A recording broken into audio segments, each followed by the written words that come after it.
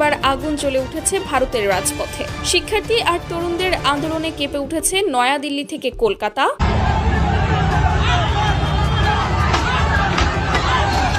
মোদি বিরোধী আন্দোলনে উত্তাল ভারত। বাংলাদেশ, শ্রীলঙ্কা, নেপালের মতো কি ভারতেও হতে চলেছে সরকার পতন? প্রতিনিয়ত তীব্র হচ্ছে ভারতে মোদি আন্দোলন। তাদের একটাই দাবি, মোদি হটাও, দেশ বাঁচাও।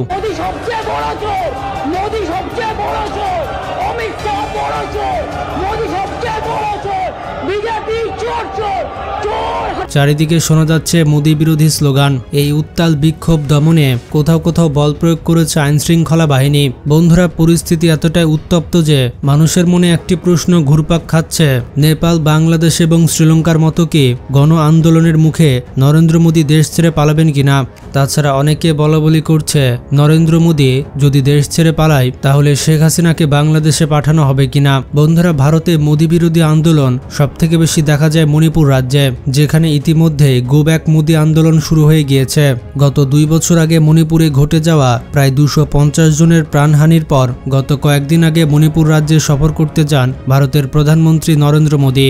তবে মোদি সেখানে পৌঁছানোর কয়েক ঘন্টার মধ্যেই মণিপুরে উত্তেজনা ও বিক্ষোভের ঘটনা ঘটে। আর এই সময় বিক্ষোভকারীরা একটি স্লোগান দেয়, সেটি হচ্ছে গো ব্যাক মোদি। বিক্ষোভকারীরা শান্তিপূর্ণভাবে সমাবেশ করছিল, কিন্তু পুলিশ ও আইন শৃঙ্খলা বাহিনী বিক্ষোভকারীদের লক্ষ্য করে রাবার বুলেট ও কাঁদানে গাছ ব্যবহার করে। আর এর ফলে কিন্তু বহু মানুষ আহত হয়েছে। আর এখনও উত্তাল রয়েছে মণিপুর রাজ্য। মণিপুরে স্কুল, কলেজ থেকে বিভিন্ন শিক্ষা প্রতিষ্ঠান, সব জায়গা থেকে ছাত্র আন্দোলন শুরু হয়ে গিয়েছে। এই সকল মানুষ কিন্তু নরেন্দ্র মোদির পতন চায়। পুরো মণিপুর রাজ্য এখন উত্তাল। তাদের একটাই স্লোগান, গো ব্যাক মোদি।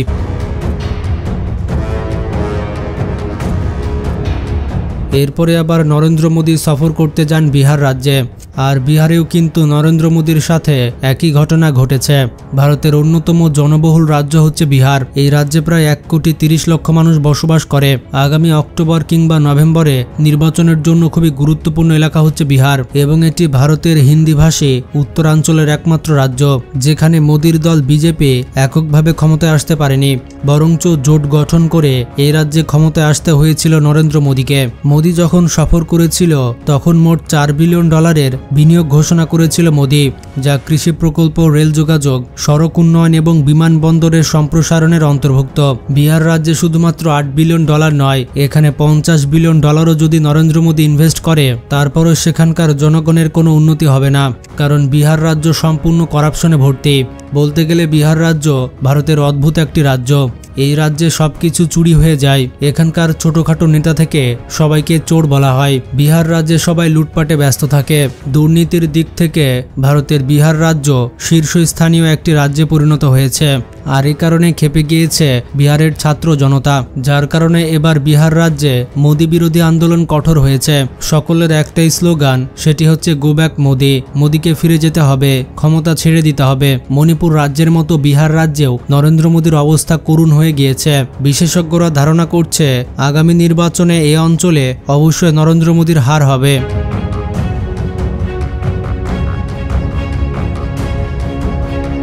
ভারতে শুধুমাত্র মণিপুর কিংবা বিহার রাজ্যে আন্দোলন শুরু হয়েছে ব্যাপারটা এমন নয়। পশ্চিমবঙ্গ অর্থাৎ কলকাতাতেও এই আন্দোলন কিন্তু শুরু হয়েছে। বর্তমানে কলকাতাতে মোদি বিরোধী আন্দোলন করা হচ্ছে। গত কয়েকদিন আগে নরেন্দ্র মোদি কলকাতায় সফরে এসেছিলেন। এই সফরকে কেন্দ্র করে বামপন্থীরা বিভিন্ন রকম কর্মসূচি গ্রহণ করে। একই সাথে কংগ্রেস এবং ভারতের কলকাতার কলেজ ও বিশ্ববিদ্যালয়ের ছাত্রছাত্রীরা মোদি বিরোধী আন্দোলনে যোগ দিয়েছে। কয়েকটি জায়গায় নরেন্দ্র মোদির পুতুল পোড়ানো হয়েছে। এই বিক্ষোভকে দমন করতে কলকাতার বিভিন্ন এলাকায় বিশাল পুলিশ বাহিনী মোতায়েন করা হয়েছে। বর্তমানে ছাত্র জনতা গো ব্যাক মোদি লেখা প্লেকার্ড ও ব্যানার বহন করছেন। বিক্ষোভকারীরা এই সময় স্লোগান দেয়, মোদি হটাও, দেশ বাঁচাও। তাদের দাবি, বর্তমানে নরেন্দ্র মোদির কারণে ভারতের ব্যাপক ক্ষয়ক্ষতি হচ্ছে, আর পুরো ভারত ডুবে আছে দুর্নীতিতে।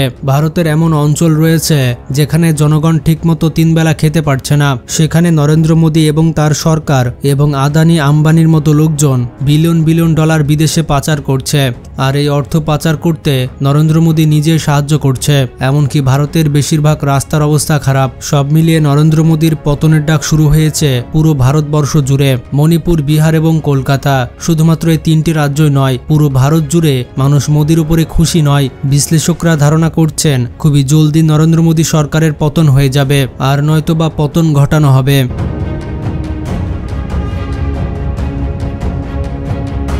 নেপাল, বাংলাদেশ এবং শ্রীলঙ্কার মতো ভারতেও শুরু হয়েছে বিশাল ছাত্র আন্দোলন। ভারতের ছাত্র জনতা এখন আর দুর্নীতি সহ্য করছে না, তারাও এখন প্রতিবাদী হতে শিখেছে। তারা বর্তমানে নরেন্দ্র মোদীর বিরুদ্ধে সংগ্রাম শুরু করেছে। বন্ধুরা, নরেন্দ্র মোদীর টিপিক্যাল বেস্ট ফ্রেন্ড যাকে বলা হয়, মানে ডোনাল্ড ট্রাম্পও কিন্তু মোদীর উপরে খুশি নয়। ডোনাল্ড ট্রাম্প ভারতের উপরে একের পর এক নিষেধাজ্ঞা জারি করেছে, অর্থনৈতিক বাধা প্রদান করেছে। ভারতীয় পণ্যের উপরে প্রায় 50% ট্যাক্স বসিয়ে দিয়েছে ডোনাল্ড ট্রাম্প, যার কারণে ভারতের সকল পণ্যের দাম বেড়ে গিয়েছে।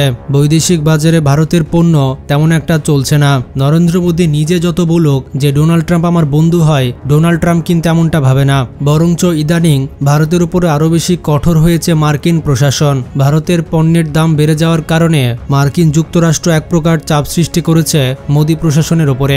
জনগণ এবার ক্ষেপে উঠেছে, যে কোনো সময় গদি ছেড়ে পালাতে হতে পারে নরেন্দ্র মোদীকে। তাছাড়া ভারতের প্রতিবেশী রাষ্ট্রগুলো কেউ কিন্তু ভারতের উপরে খুশি নয়। প্রতিবেশী দেশগুলো কেউই নরেন্দ্র মোদীকে জায়গা দেবে না। বাংলাদেশ, পাকিস্তান, নেপাল, শ্রীলঙ্কা, এই দেশগুলোর যত দুর্নীতিবাজ নেতা রয়েছে সবাই গিয়ে কিন্তু ভারতে আশ্রয় নেয়।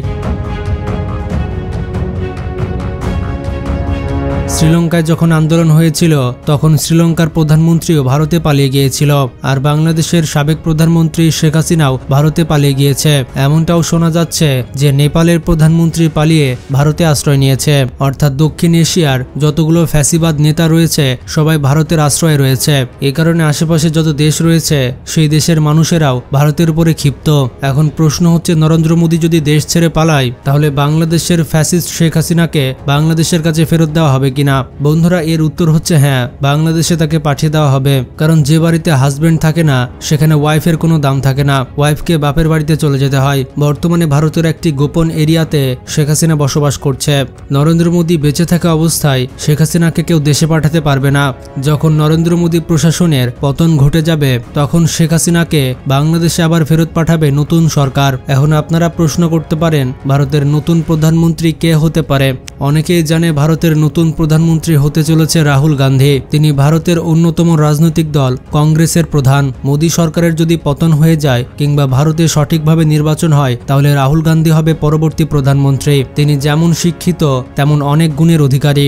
এছাড়া তার অনেকগুলো পড়াশোনার ডিগ্রি রয়েছে, নকল নয়, সেগুলো আসল। তো ভারতের প্রধানমন্ত্রী যদি রাহুল গান্ধী হয় তাহলে ভারতের মানুষের জন্য এটি সুখবর। কারণ নরেন্দ্র মোদী প্রধানমন্ত্রী হিসেবে ভারতের অর্থ সম্পদ শুধু লুট করে গিয়েছে, বিশেষ গোষ্ঠীকে সুবিধা দিয়েছে। ভারতবাসীর কল্যাণের জন্য তেমন কোনো কিছু করে যায়নি বিজেপি সরকার। বর্তমানে পুরো ভারত জুড়ে আন্দোলনের ডাক দিয়েছে কংগ্রেস এবং ছাত্র জনতা। এখন দেখার বিষয় নরেন্দ্র মোদী কতদিন তার গদিতে বসে থাকতে পারে। যদি আন্দোলনের মাধ্যমে মোদী সরকার পতন নাও হয় তবে ফেয়ার ইলেকশন হলে মোদী সরকার এবার হেরে যাবে। কারণ এবার বিজেপি সরকার একক সরকার গঠন করতে পারেনি, তারা কিন্তু জোটে সরকার গঠন করেছে। বন্ধুরা, মোদীর যখন পতন হয়ে যাবে তখন শেখ হাসিনাকে দেশে পাঠালে তার সাথে কি করা হবে? শেখ হাসিনার শাস্তি কি হওয়া উচিত? ভিডিওটি সম্পর্কে আপনার মতামত থাকলে কমেন্টে জানান এবং বেশি বেশি শেয়ার করে সবাইকে জানিয়ে দিন। ভালো থাকবেন, টেক কেয়ার।